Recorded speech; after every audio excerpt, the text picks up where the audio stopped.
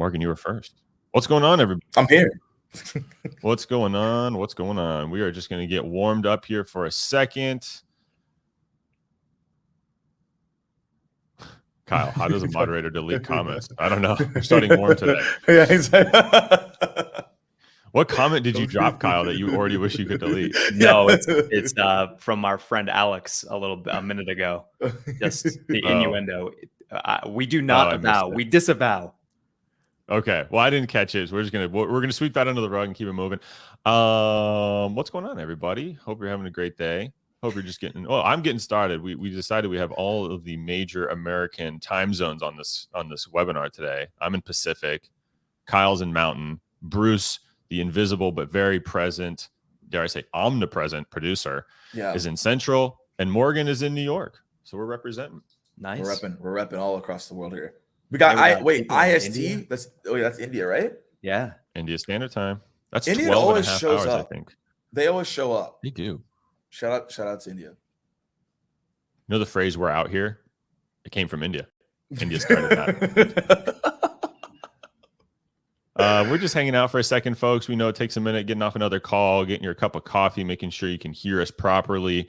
There are 424 people here already. Wow. I have a question for you both, if I may. Yeah. Morgan, if you had to, in the background, just listen to one soundtrack from a movie all day, what soundtrack would you choose? What am I doing? What's the activity? Am I working? You're working. You're working. Easy. Tron soundtrack. If you're not listening to the Tron soundtrack and working, you're just actually missing out on life. Wow. I'm dead serious. Like, if you listen to it, game changer. But Richard, here's the thing. Before we move on to Devin here, I actually I can't listen to words when I work. Yeah. It's an auditory thing. My brain doesn't work with it. So Tron soundtrack, I guarantee y'all go listen to it. Daft Punk. It's the best movie soundtrack besides Mulan. Mulan is really good, but very distracting because you got the singers on the Mulan. Let's get down to business. Yeah, we can't be doing that while working. So that's me. I didn't expect so much conviction in this answer. This is a totally random question. You know why? Because that's like in his rotation. Like Tron is in his rotation, like his work playlist, and so he was like, I was ready. Yeah. Yes. What's yours, Devin? Why was the first thing that came to my mind the Men in Black soundtrack? I would never actually listen to that, but the Men in Black theme song with Will Smith is a banger. Now, I can't work to it, but when you're like best soundtrack, I was like, why did Will Smith pop up? I don't know. Are you kidding me?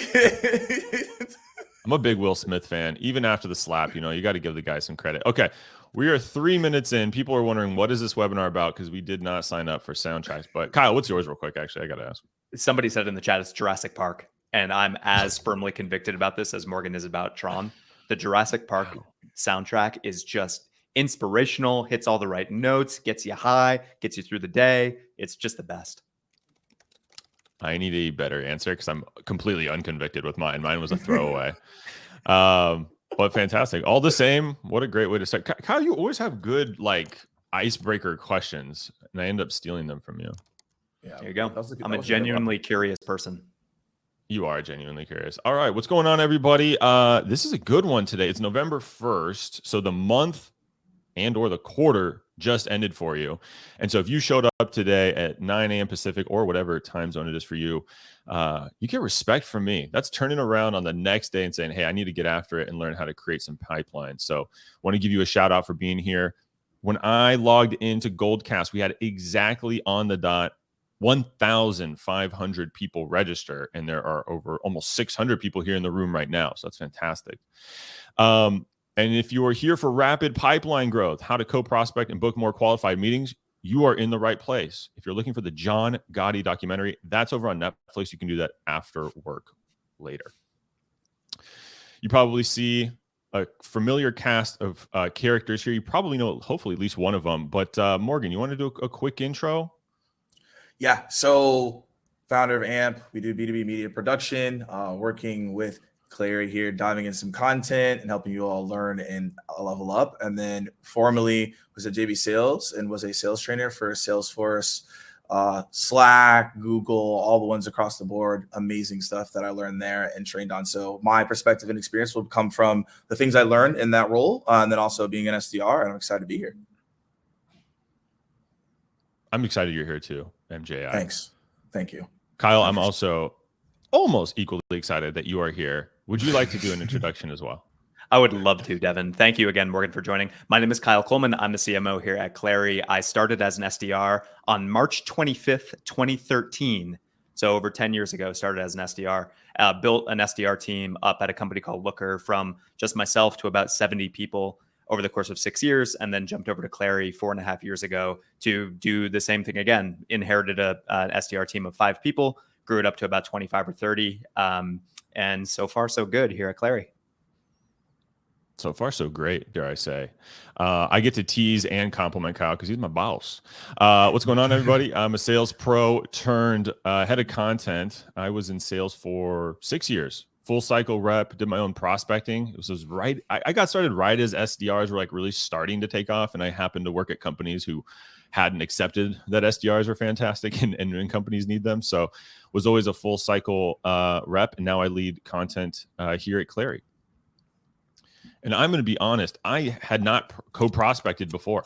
I have not done it. So I'm going to be moderating and asking some questions here because I'm curious. When Kyle brought up this concept to me, I was like, hey, I can do one of two things. I could lie to you and everybody and pretend that I have co-prospected, or I could do the honorable integrity thing, which is more natural to me, and just say, hey, I've not done this, but let's dig into it and really dive in. And so, Kyle, this is your kind of your show a little bit. I'm gonna let you lead quite a bit. You want to kind of break down what co-prospecting is? I know we got it on screen, but I'd like to hear your voiceover. Yeah, sure thing. So in too many organizations, Devin, Morgan, and for everybody on the webinar here, there's this strangely adversarial relationship, it seems like, between SDRs and AEs. There's like this zero-sum nature of prospecting where an SDR thinks, well, if an AE gets the meeting, then I don't get to retire quota, and so I'm going to go do my own thing. Or the AE thinks, oh, the SDR doesn't know enough, doesn't have enough business acumen, they're new to tech, they're new to the role, whatever, so I'm just going to go do my own thing. And there's like cursory teamwork. They have a one-on-one every week or something like that, but they're not actually working together to identify or prioritize the accounts they should be reaching out to, or building a true point of view about the account that they are prospecting into and why that account needs a solution like theirs. And they're not dividing the labor for who to reach out to with what kind of message. And so unfortunately, they're running hard in many cases, but they're running in different directions. And I saw this pretty early in my SDR leadership days. I saw this exact paradigm happening where, again, it was just like oddly adversarial. And I said, there's got to be a way to reframe this working relationship. There's got to be a way to collaborate more than we are right now, and for there to be more of a 1 + 1 = 3 instead of the 1 + 1 = 1.5, which is what you normally get in these pairings. And so we were very intentional about designing expectations of what co-prospecting is, being intentional with commission plans and quota plans, and ensuring that the direction we were giving people actually matched the outputs that they were getting and what they were getting credit for. And so we can talk more about the incentives and the compensation. I expect we're going to talk more about strategies and tactics, but we'll talk about the results, I think, at a later time. But that was kind of the diagnosis, was that strangely adversarial relationship and a huge opportunity to course correct that. It's not that hard just to get people running in the same direction. Fantastic. Good overview, Kyle. Here's the quick agenda, folks. And by the way, I should have prefaced this earlier. We're going to move at a medium high speed because folks are busy. So we're going to keep it medium length, 30 to 45 minutes, but we're going to go pretty quick here and try to keep it potent. So I think kind of you kind of hit on point one a little bit there. Why sellers don't co-prospect. We're going to get into the fundamentals of co-prospecting, how to create a proven strategy, how to leverage Groove spaces for co-prospecting and account planning. That's some tech to help you put these strategies and tactics into place. And then, of course, a live QA. Most common question, Morgan taught me this, the most common question on a webinar is this going to be recorded? And I can promise you it is. It's going to be recorded. I still advise that you get your notebook out, take some notes. I've got mine here, but just in case you miss something, go to the restroom or Amazon drops off a package early. You will get the recording and the slides after the show. All right, let's start with a poll here. Bruce, can you get the poll active? We're curious real quick if anyone is co-prospecting today. Going into this webinar, are you already using this strategy? This is exciting to see this populate in real time. It is, isn't it? Yeah, it's pretty cool. Ooh. God, imagine if we could get U.S. elections on this kind of real-time reporting. As the moderator, I have to continue on with the show so we don't get caught in political. Yeah. All right, Kyle. While the poll is coming in here, why should we co-prospect? What's at stake?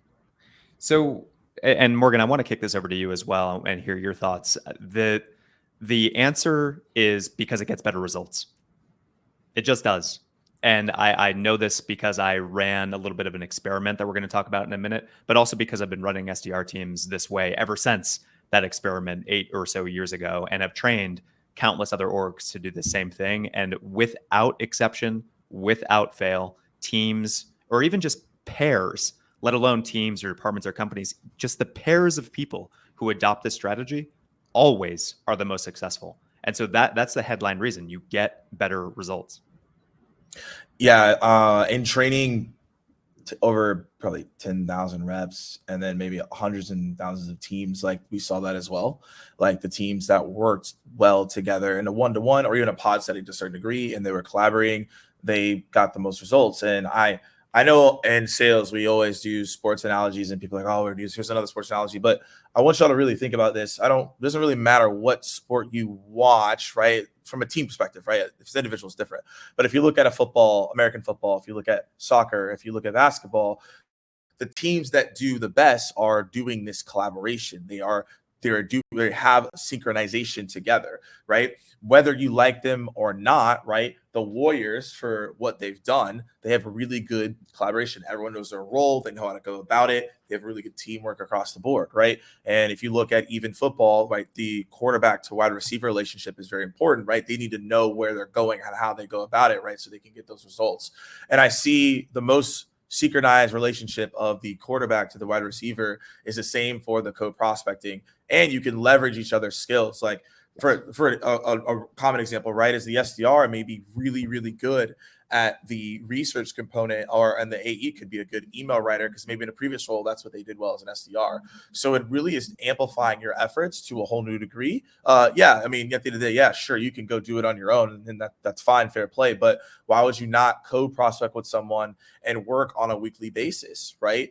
People watch game film, right? People like review as athletes. As if you think of a sales profession, you also need to treat the role seriously. There needs to be a weekly plan of how you go about it, and you need to know how each other are going to go about that. And we'll talk about the tactics there, but on a high level, that's why if you're not doing it today, you need to take into consideration to start taking action. Because think about it, someone else is probably doing it, that's your competitor, and now they're going to outwork you, you're going to get smoked, and you don't want that. Couldn't agree more, Morgan. And that key line, I wrote in the chat because I think you said it beautifully. Leveraging each other's skills is the main thing here. Like SDRs and AEs, just like Morgan was talking about, the team analogy, I know, bear with us, but it really is useful here. Like there's complementary skills that each other has, and they can't be fully realized unless they're actually working in tandem. And so I'll give like a very basic example, and I alluded to it before, that many SDRs, this is their first job in tech, or maybe their first job ever. They just fundamentally don't have as much business acumen as most AEs do. Most AEs have been in the game a little bit longer. They understand a bit more about how businesses make money and what their growth initiatives are and all those types of things. And so that's a skill set that an AE has that is super complementary to what an SDR is bringing to the table. And so if you can get your AE helping teach your SDR on how to think about and develop that business acumen, that's a huge win, not just for your prospecting efforts, but for whatever career you want to pursue as an SDR. Like that's an accelerant to become a full cycle rep or to become, whatever else inside the company. And then inversely, SDRs are just better at prospecting. They have the tooling, they have more time. It's the core part of the job. And so that's a superpower that most AEs either lose or don't have time for because they have a whole other part of the job, which is closing business, of course. And so like this is just 2 silly examples, but there are a million other examples where there are complementary skill sets. And if you can find areas to intentionally help complement each other, that's what this is all about. It truly is a 1 + 1 = 3. Segueing over to our poll results. We have 112 people said yes and 140 said no. So that's a, I don't know, 60-40 split. So I'm actually surprised. Same. For the folks who aren't doing it, I have to imagine you're here because you want to start. Can't imagine showing up to a webinar for a strategy you're uninterested in. But either way, maybe you need to sell it to yourself or internally. Kyle, you had a test, and we used this in the promotion of the event because it was pretty telling. It kind of was like the proof is in the pudding, right? Yeah. Do you want to share a little bit more about that test? Yeah, so this is the high level results of the test that we ran again about 8 years or so ago, and I've repeated this same sort of test, although knowing what the outcome was going to be over and over the years. And so what we did was we designated 60 accounts for all 3 of these buckets. So 60 accounts, we had the SDRs doing all of the account planning and all the outreach. 60 of them, we had the AEs only doing the account planning and the outreach. And then the other 60, we had this combined effort of SDR, AE, get in a room, do the account planning together, do the outreach strategy together, do the actual outreach execution together. And the proof is in the pudding here, like over a 2x meeting response rate from what we got in the SDR group and 3x meeting rate from the AE only group. And this was like, we took about a month or so to do this. I understand maybe we didn't satisfy all the conditions of a properly run, statistically significant like bullshit, whatever. It works. It works. You didn't run your hypothesis. You didn't have like a beaker. You didn't run the whole thing. Yeah, my Bunsen burner holding my account plans over it. So like now the way that we structured this, and we'll talk about the tactics here moving forward, but I've seen this happen over and over again at the super granular level, the atomic level, with the, as I mentioned before, the pairs of SDRs and AEs that do this really well. Look across your team. Think about the best performing AEs, best performing SDRs. I can almost guarantee you they are joined at the hip. So I see this at the atomic level. I also see this at the department and company level. Just every single time you pull back the curtains on how are they actually executing, you find that the top performing reps at the top of the leaderboard are doing it in tandem. Maybe we start getting into how in tandem, because I like this slide a lot, Kyle. Do you want to tee it up and we can have to like? Well, I guess I'm kind of curious, like talking about what Morgan was mentioning about leveraging each other's skills. I have to imagine the power line is kind of where you start to divide and conquer using those skills. Yeah. So and somebody said in the chat, Amanda, not a fan of the high-low prospect split. Well, the purpose of this, Amanda, is like what is meaningful outreach? It takes over, I think I saw some stat from Jeremy Donovan from Insight Partners who said it takes like 1,000 or 1,400 touches or something like that to get a meeting in 2023. That's insane. Why is that? It's because there's so much low quality outreach. Well, how do you break through the noise? You have to have a real perspective on the account. You can develop that perspective in 2 ways. One is by doing account planning and trying to sift through publicly available information, and you should do that. The other way, and the more powerful way, is to divide the labor in the power line, above the line, below the line. And what we do, and what I'd recommend to each of you, is your SDR team should be reaching out to individual contributors on that team to understand the lay of the land. How do you actually get work done? Clari sells, in many cases, a solution for forecasting and revenue precision. And so we reach out to individual contributors, literal AEs at companies, and we say, hey, I don't want to fall on my face. I'm about to reach out to your CRO. Can you just tell me a little bit about your forecasting process? Get that information from the folks that are actually doing the job in the trenches. And your SDR team, again, more bandwidth, more time for prospecting, should be reaching out to 20 different AEs in this case at that company to get that information. And then when you reach out above the line, the AE can reach out with context to the VP of sales, to the CRO, and say, I just talked to Lynn and Harjop and Maya. Here's what I learned about your business, and here's how we can help. And that's the kind of complementary nature. That's the kind of co-prospecting and collaboration that actually allows for meaningful messaging that has resonance, that gets people's attention. So that's one way to think about this. Now, it's not to say that an SDR should never reach out to a CRO. That's not what I mean. It's just about dividing the labor and figuring out what the best use of time is for people. And I want to add to that. So we actually have some interesting questions in here. One I have a whole rant on, but we're not prepared for that just yet. But the thing is that what Kyle is saying is important. And if you didn't take notes on that, you're missing out, because you want to cover the whole spectrum. People don't like going below the power line because they're like, oh, well, this person isn't giving me relevant information, I don't meet with them. That's not how you should think about it. The more information that you can get and go after the C-suite and reach out to them and say, hey, I've talked to 5 people, this is what's going on. You're going to get the meeting over just, hey, we are the leading provider, we do all these things, right? That's not gonna be helpful. So the other thing you can look at as well is knowing like who's actually getting the most engaged in our deals, right? Is it someone that you may not know, right? If you look at the past 6 months in the CRM, you can see when X role gets into the deals, what moves faster. So you can even have the SDR reach out to that persona first. I mentioned it's also when talk about, do you put that in sales engagement tools? So if you're to run, like, for example, a Groove, you could literally do persona-based messaging and be like, all right, the SDR, you're going to get, for example, the VP of enablement and the director of sales development, and the AE is going to get the CRO and the VP of sales. What does that do? Well, now they're so locked into that persona, it's going to be easy for them to prospect with that persona. So it's not only just like bottom approach and a top level approach. You can actually go like super granular on just persona, where you could give someone literally the VP enablement, the SDR manager, etc. They play in both realms, but in that close collaboration, they only focus on prospecting that role, because guess what? They're going to have better use cases, they're going to have better examples, and now they're better in that realm. For some people, you may have multiple products and multiple personas, and that may not happen, but that's the best way to do it. And I would tell you right now, you're completely sleeping if you're a sales rep and not reaching out to other sales reps in the organization. Like, I can't tell you how many times where I'd reach out to a sales rep and say, hey, yo, look, like, sales rep, what's this person's email, bro? And they're like, oh, I got you, right? Or I'd be like, yo, I tried to call this person multiple times, like sales rep to sales rep, like, do you have the number? Yo, I was getting so many direct dials, I didn't know what to do with it. So that's what people are missing out on, right? It's like, it's not just like, yo, we got to go reach out to these executives and get meetings. Like, I understand that, but guess what? They're getting 300 to 400 sales emails a day. Okay. So what are you going to say that's different? What are you going to do? You got to go get information in the streets that other people aren't getting. And that's just a couple of examples of what you can do. We can go deeper, but we have time here, but like, that's literally what I'd be doing like right now if you're not. I see some people, some people may be thinking like, oh yeah, you're selling to salespeople, they're going to be more responsive. This same exact thing happened at my previous company. Well, I was selling a business intelligence software to data analysts and IT people. Same exact strategy worked. So don't just dismiss this out of hand because you say, oh, they're not going to respond. You have to try it.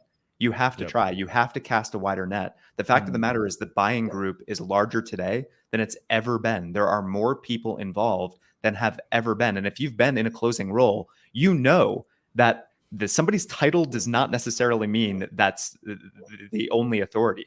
Like, there could be an individual contributor who has more say in what tools get adopted than anybody else at the company. So you have to cast a wider net. And I saw some other people in the chat saying, oh, well, our AEs don't make time for prospecting. You got to graduate your way into this. Like, it doesn't take a ton of time. We're talking like 2 to 4 hours a week of an AE's time to help with the account planning, the account strategy, the outreach strategy, and then the actual execution of the outreach. The overwhelming majority of the grunt work is done by the SDR, collecting the information, bubbling that up, creating messaging that's suitable for above the line. And then that goes to my opening point about compensation. The way you have to comp on this is, if the SDR does all this work, gathers all this information about what the problems are inside the company, and then the AE is the one that sends the email to the CRO that gets the meeting, you got to give the SDR credit for that meeting. You have to. And I know it's a little bit painstaking. The attribution stuff is a little bit weird. You may have to fight with your finance team to a certain extent, but it has to be done this way. And if you're not giving the SDR credit for laying all of that foundation, then you're doing something just completely backwards, and you're going to end up dispiriting people. And then they're going to be incentivized to go do the work the wrong way, which is in silos, non-collaboratively. So that's how the compensation element works in here. I've even heard of teams that have like a full credit for an opportunity and half credit for an opportunity, depending on the level of effort that goes into booking it and all these types of things. But just be smart about the way that you're incentivizing people to do this work, and don't dismiss it out of hand by saying, oh, it's not going to work for my personas, or it's not going to, like, we don't have time for it. Like, you have to make time for it. It's not going to be immediately successful. Nothing in prospecting is. If you're looking for a silver bullet, you've come to the wrong place. You're in the wrong line of work. You have to do the work now and keep doing the work so that eventually you reach the steady state of results. It's not just going to happen overnight. Sorry. I'm letting that sink in for a second. No, I'm just letting that process for a second. There's a lot of good stuff there, and I know it's easy to just push on, but I want that to sit for a sec. There's some great questions in the chat. Robbie, PT, and others, make sure you jump over to the Q&A section because in a 10-ish minutes, we're going to be over there, and I want to make sure I don't miss your questions. Lindsay, you had a question on how does this affect your cadence tooling. We're going to show you in about 5 minutes. Let's get to the kind of, we've covered what and why, Morgan and Kyle, and some in-depth, I would say. Let's get to the how, which is maybe walking the halls. Is that where you want to take us, Kyle? Yeah, I think that's a pretty good place to start. I mean, it's pretty similar to what we just talked about. And maybe actually, Devin, if you want to go back to the account plan before or after this? The account plan, you know, I'm not sure. Yeah. Let's just keep flipping. This one. So a little bit of data about the buying group, as I just mentioned. This was a couple years ago at a 500-person company. An average of 11 people are involved in a buying decision. That's at a 500-person company. Imagine at a 5,000-person company, 50,000-person company, how many people are involved. So this is basically a long way of saying cast a wide net. Think about everybody who's going to have a stake in the buying decision before above the line and below the line, and make sure that you have an outreach strategy that's engaging all of these people, both to get information from them and to make them champions for how you can make their lives easier. Then on the next slide, account planning is a really important part of this. And account planning is not just firmographic information about where is the company headquartered and how many employees do they have. You really need to understand where is this company making bets for growth. And you can find this in public companies. You can look at 10Ks. You can find this in private companies by looking at press releases, funding announcements, whatever it may be. Where are they making bets for growth? And if you can align your value prop to that, that is how you create real, meaningful messaging. And so when you're reaching out to people, then you have a good sense of what the account is trying to do, how you can help them. And then when you're reaching out to them, you have much more contextualized type outreach. And you can start to understand what is their current approach to solving this problem today. Who are the people involved at what stage that I need to try and influence? How do they actually get deals done? And how can I make that a little bit easier or smoother for them? So you can get an understanding of both the account level priorities as well as the people level priorities and how things are actually going to happen. And this is the type of business acumen. This is the type of sales acumen that, again, most SDRs, unfortunately, don't get a ton of exposure to. So if you can start thinking and acting this way, you're going to not only have much better results in prospecting efforts, but you're going to have much better results when you ultimately move into whatever's next in your career. Morgan, anything you want to add to that? I would say one of the most important things when you think about reaching out to people and asking questions is to make this, like Colleen's talking about, is make it a continuous practice. This is not just like, hey, you do this one time and see you later. Like, this is what you want to continuously do. I also as well would, when you do co-prospecting, we did this a lot. We would prospect people internally that had the same roles that we were trying to get in front of. And we would actually run them through our campaign and said, as a buyer, what stood out, what didn't, right? And we would run it all the way through. So we do like our LinkedIn messages, we do our video messages, email, and we ran the test on them to say like, okay, like when you got this email, what was your first take? What was going on there? So we tested a lot of these co-prospecting plans with them as well. This was a huge standout for us. Some people may be able to do this because I know some people are going in office or they're hybrid, but it was really helpful. I'm a huge fan of video. Most of you know that. Just a quick pulse check in the chat. Who here has sent a prospecting video? Like, one, I'm just curious, like how many people have done this, or two, if you haven't, you're like, yo, that's not for me. That's fine. But I will tell you, this has worked in multiple industries. This isn't just for sales and marketing leaders. Like people like, oh, it works there. No, it does not. I have use cases where it's worked in EMEA, LATAM, APAC, cybersecurity, IT, data, whatever industry you name it, we've seen the results. So my whole thing that I'm saying here is that this was massive. So we got a lot of enterprise accounts, and literally I was the SDR, right? My AE, we would sit here on the computer and we'd make a video to the person together. So what I do is say, hey, the reason if I'm reaching out, here's the research that I found. Here's what we're seeing. Boom. And then the A would come and say, hey, yeah, we've actually worked with a couple people in your space. Here's some contextual examples of people I've worked with personally. Let's meet. I mean, obviously the language is, more granular than that, just to give you all a brief overview. But that was huge. 2 people on the video talking to you directly, real quick, 60, probably 45 to 60 second video, 90 seconds max. And we were getting great meetings. People were like, well, I've never seen 2 people in a video. People were like, wow, that was innovative. We do screen shares sometime, depending on your product. That was huge. And so that's when I said co-prospecting, that's a really big piece, right? That was a game changer. You can CC people in the email, right? There's a lot of cool things that you can do. But I would say when it comes to co-prospecting, that was a huge game changer. And then continuously asking those questions internally. And then also as well, running that test campaign with people internally that are the same roles. If you go to the VP of marketing, put your VP of marketing in it, right? Put it in there and see how they actually interact with it. Most people aren't doing that. And that's a game changer. I love that, Morgan. And another thing I very rarely see is a group message on LinkedIn. Add your prospect. Game changer. Those get me every time. Add your AE. So good. It just looks different. And you don't get very much of it. Why? Because it takes an extra 5 seconds, 10 seconds, and people just aren't willing to do it. And so you have to be thinking differently here, and you have to show up differently and have a strategy.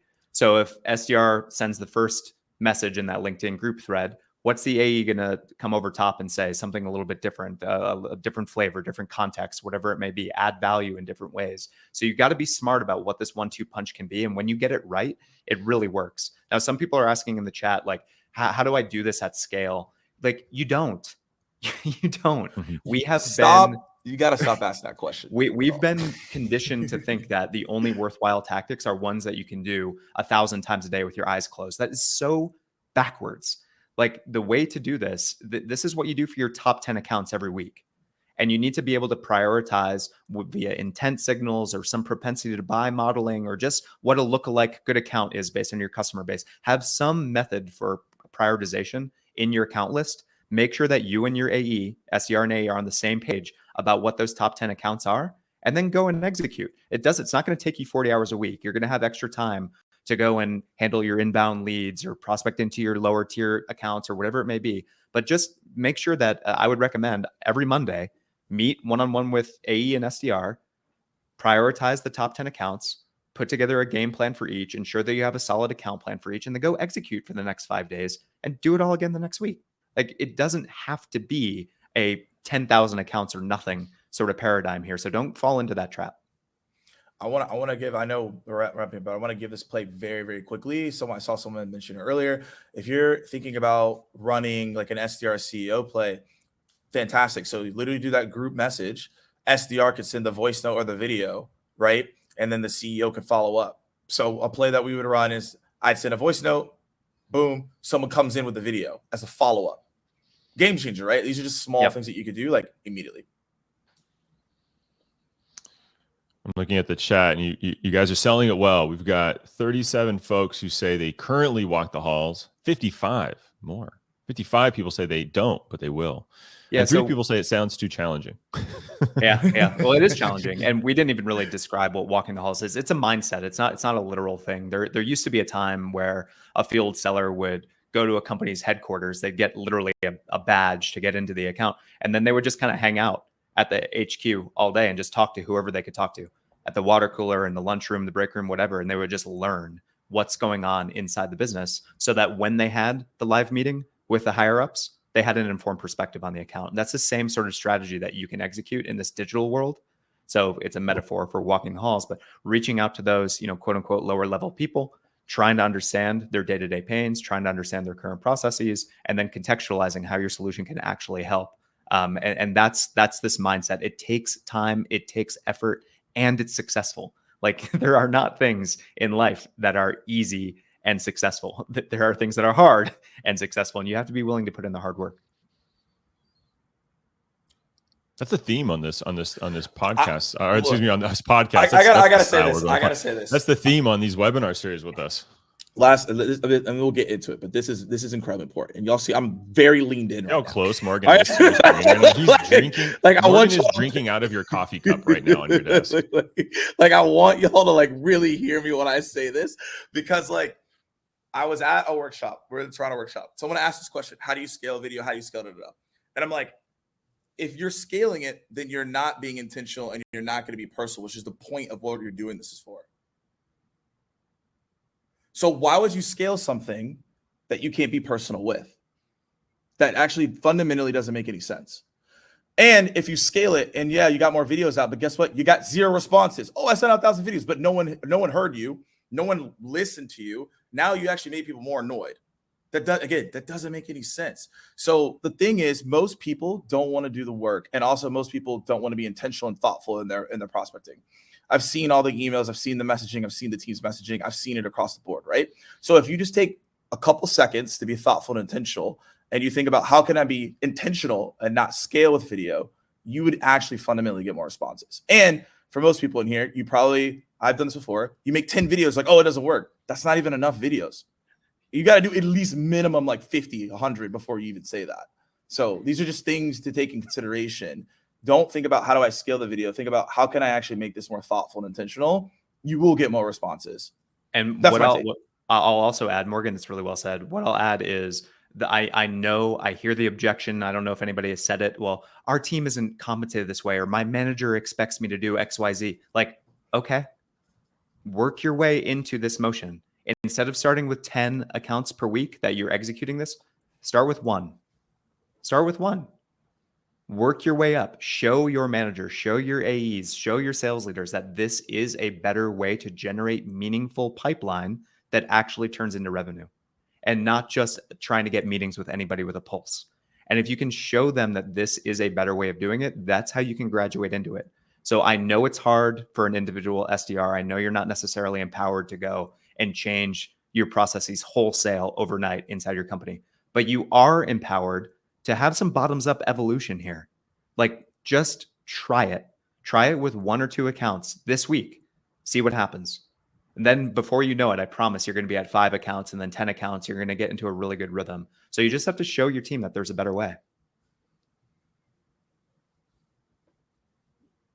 I'm letting it hang for a second. I can sit in silence all day long. I just like to let it hang. I think we need to give people time to process for a second, you know? All right, here's what we're going to do. We've got 2 segments left. Kyle, we're going to hit the question. I'm going to pass it to you in a moment.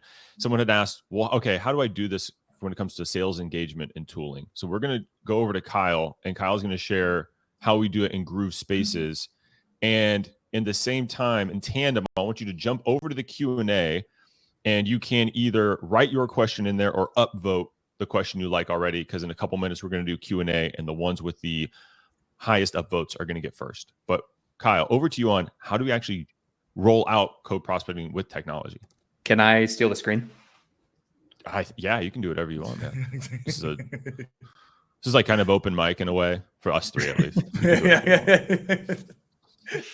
One moment. This is very exciting. Can you all see the screen? I gotcha.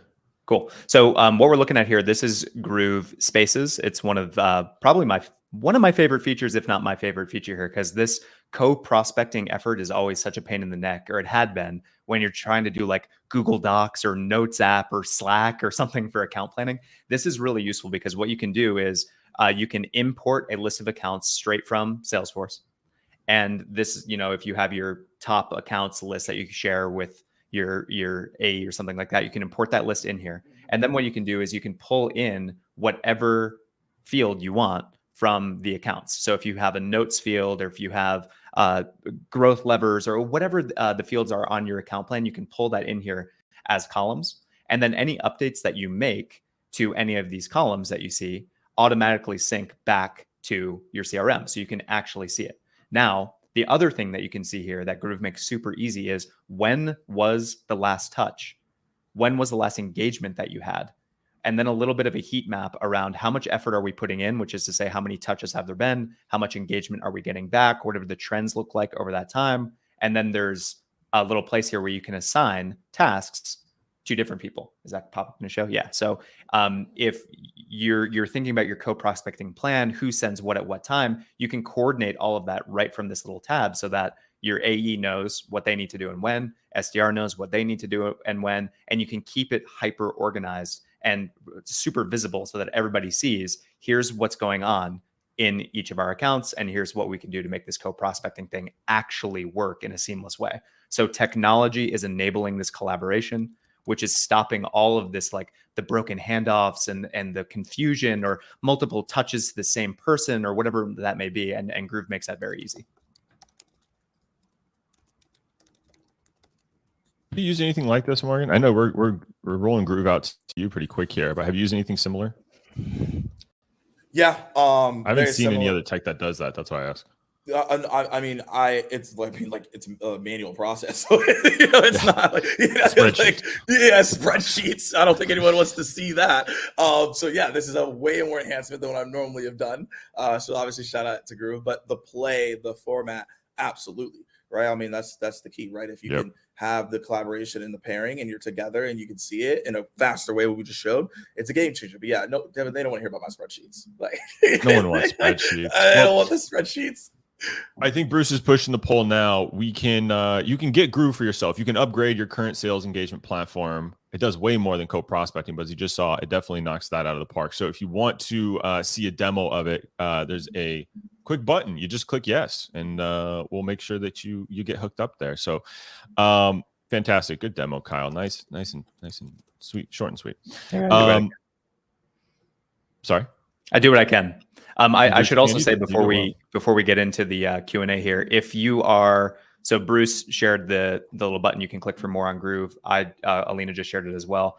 The other offer that we've only scratched the surface here. This is a lot. I understand that. If you want more around account planning, if you want more around how to execute effective outreach, emails, cold calls, LinkedIn, video, etc., we launched the Clari Prospecting Academy about 4 weeks ago. Over 5,000 people have already signed up, which is insane. Devin and I were the most downloaded piece of content in Clari history. I love most downloaded. Yeah, we were like, we're going to hit 1,000 people, and 5,000 have. So far, the feedback has been mostly good. I've gotten some death threats, but not too many. But check it out. Check it out. I'm pretty confident it's going to help you. Forward those to me. That's unacceptable. I've seen the content. There's no reason for that behavior. Not here, anyways. All right, fantastic, folks. If you want to hang out for the Q&A, we're going to jump over there. We're probably going to run a few minutes over 9:45. So if you want to wrap and jump now, I just want to thank you for your time. Thanks for hanging out with us. Otherwise, our invisible and omnipresent producer, Bruce, is going to push the most popular question, which was, any thoughts on timing when a BDR and AE are cold emailing a prospect in the same thread? Should the AE reply shortly after the BDR's first email? I'll just go fastest reply. Morgan or Kyle, whoever wants to jump on that one.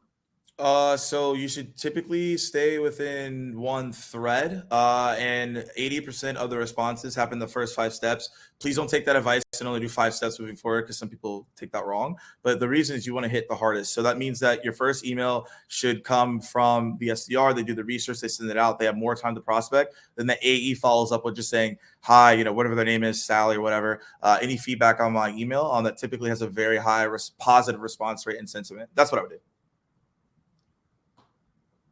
Agreed. Kyle, would you like to add or try to beat that response? 2 to 3 days later. No one's more concise than Kyle Coleman. He's actually applied to shorten his name to Kyle Cole. All right, let's go to the next question.